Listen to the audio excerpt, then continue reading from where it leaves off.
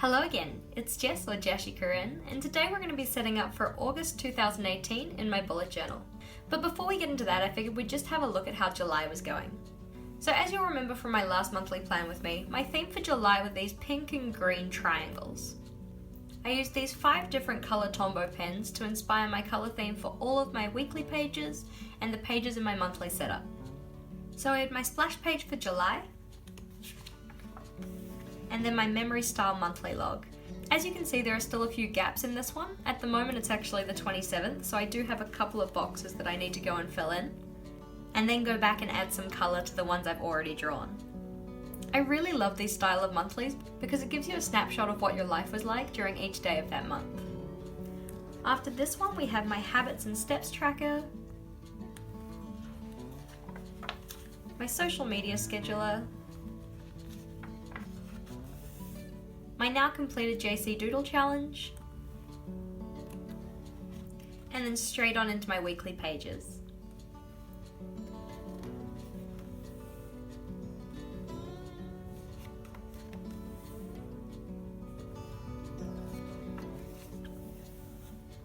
After this, I wanted to include a page for some notes, and then my end of month review. At this stage, I'm not too sure what I want to put in these boxes here, but I'm thinking I might dedicate either 1 or 2 of them to favourite memories. For my last page in July, I decided to do something a little bit different, and made this page to plan out my journal for August. I knew ahead of time that I wanted my spreads to be winter themed, and I wanted a colour palette that kind of reflected this. Winter in Wellington isn't so much snowy, but very rainy and cold and kind of dark. However, we do also have the occasional sunny day. To reflect this, the colour palette I've chosen for August is this N60 grey, 3 different shades of blue, and then this golden yellowish brown colour. I considered swapping this one out for a few other colours, but in the end decided to stick with this one. So these are my 5 colours that I'm going to be using for August. I also did a little brainstorm of the kind of spreads that I wanted to include in my monthly setup. You'll see that most of these are the same as they were for July, but I'll also be including a meal log in August. Before I pass you over to the time lapse, just a reminder that any of the equipment I use in today's setup will be linked in the description box below. Typically when I do my monthly setup videos, I like to make sure that I take you through page by page in a chronological order. So normally starting with my splash page, moving on to my monthly log, and so on and so forth. When I was setting up for August, however, I didn't really have a solid plan of what I wanted some of my pages to look like. So you'll see in this video I jump around quite a lot. Along with this, there are some parts that I set up or got started off camera as I was trying to work out what I wanted to do. The first spread I started on was my monthly log. As I'm going back to school for term 3 tomorrow, August is going to be another month that I use the classic vertical monthly log. Although I love my memory style monthly, I don't find that I'm actually able to use space effectively to keep track of the events that I have going on.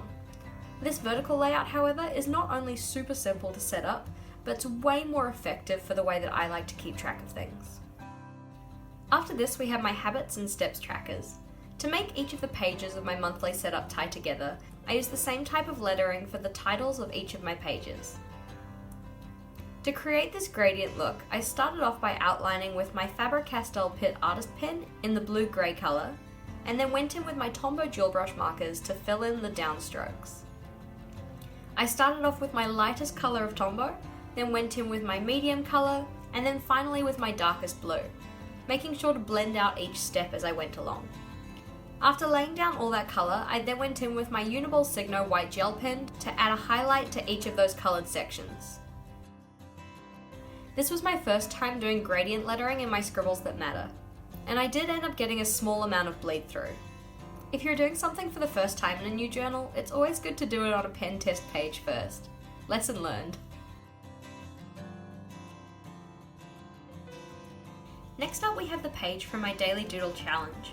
If you wanted to get involved in the JC Doodle challenge, go and check out my Instagram, a link to which is in the description box below. Although I haven't quite got the prompt list ready yet, I'll certainly have it up on Instagram before July is over. August's doodles theme is going to be winter, so a shout out to all of you who are in the southern hemisphere. For my doodles, I wanted to condense this down to 1 page, so I've brought back the irregular sized boxes layout that I've used previously. This gives me 31 individual boxes, one for each day of August.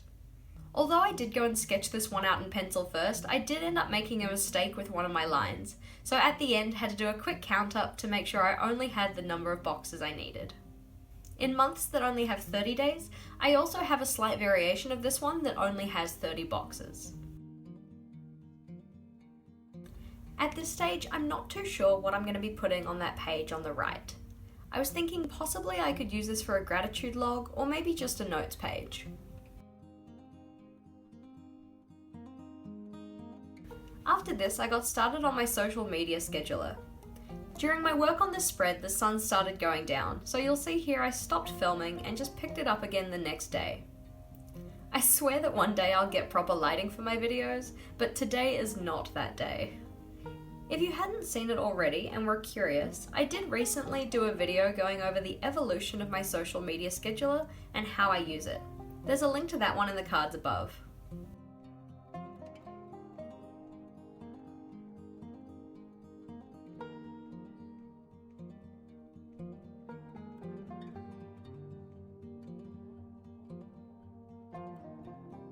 After this, it was on to setting up my meal log for August. This is a new spread for me. Previously I have done meal logs and haven't found them very successful, so I wanted to try and make this one a little bit more visually interesting to make me a bit more inclined to actually fill it out. So you can see here that I went for a Dutch door method. You'll see here that I have 8 boxes on each page that are separated by dotted lines. These are the spaces to record the meals I ate on 8 consecutive days. Including the boxes on the Dutch door, I have 32 spaces to record my meals, so 1 extra day.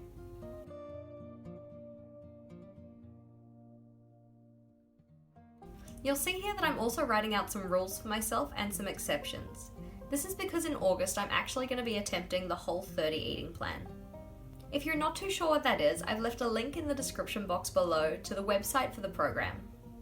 This is something that I've been curious about trying for a while now, and I figured that August was a good time for me to have a genuine go at it.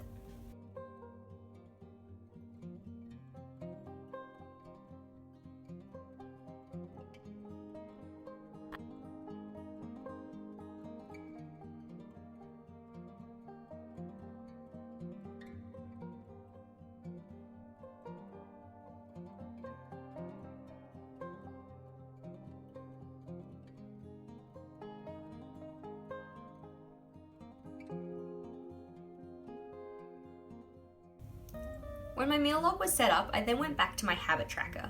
When I first started working on this page, I wasn't too sure how many habits I wanted to track or what style of tracker I wanted to use. In the end, I decided to go for a style where each habit has its own mini monthly calendar. At this stage, I'm still not too sure what habits I want to track, but at least my page is set up so that I can just go slot those in before August starts. After this, I turned back to my monthly log to add in a calendar view for August. To be honest, the jumping around method that I'm doing in today's video is actually a lot more attuned with my planning style. I was the type of kid who would never answer a test paper in order. I'd randomly start with one part on question 2, then move back to question 1, then go and do something on question 3, etc. And I kind of take this approach in a lot of what I do. It's probably not the best way to approach things, but it works for me.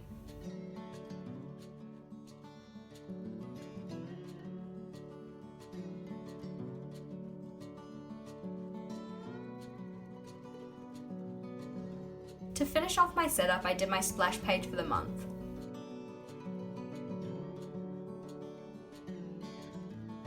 As you can see here, I really wasn't too sure with what style I wanted to do, so I started sketching a few things out, ended up erasing them, and going with something else. When I did finally decide on what I wanted, I ended up spelling August wrong, so I took that oldest trick in the book again and just covered it with some paper. On this, I used my Faber-Castell Pitt artist pen to write out August in foligraphy, and then used my Signo white gel pen to add some snow-like dots to the paper.